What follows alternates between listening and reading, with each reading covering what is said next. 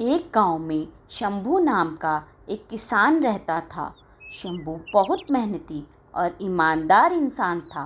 वह अपनी ज़मीन पर दिन रात मेहनत करके अपने परिवार का पालन पोषण करता था।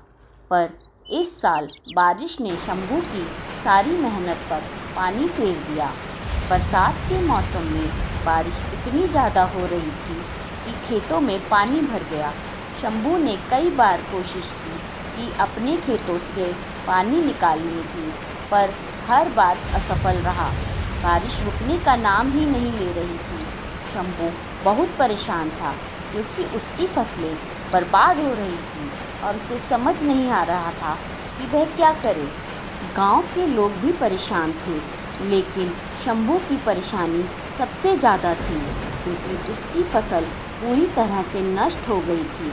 उसने सोचा कि अगर यही हाल रहा तो उसके परिवार को भूखा रहना पड़ेगा। एक दिन शंभू ने गांव के बुजुर्ग और ज्ञानी व्यक्ति बाबा जी से सलाह लेने की सोची। वह बाबा जी के पास गया और अपनी सारी परेशानी बताई।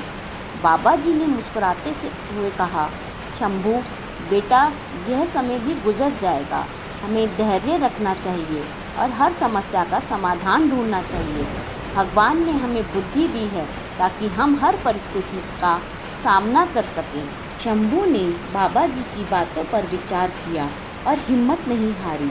उसने सोचा कि अगर वह खेतों में नालियां बना दे तो पानी का निकास हो सकता है।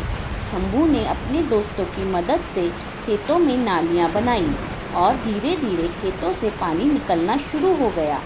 शंभू की मेहनत और बाबा जी की सलाह से उसका जीवन बदल गया।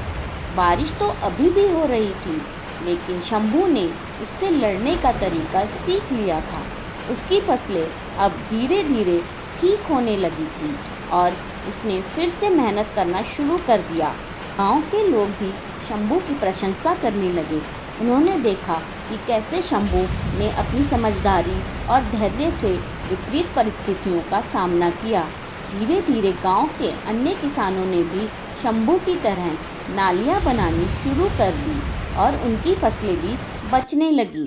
कहानी का सार यह है कि हमें कठिनाइयों से घबराना नहीं चाहिए, बल्कि धैर्य और समझदारी से उनका सामना करना चाहिए। समस्याएं आती हैं, लेकिन हमारे प्रयास और सही दिशा में किए गए काम हमें सफलता की ओर ले जाते हैं। धन्यवाद।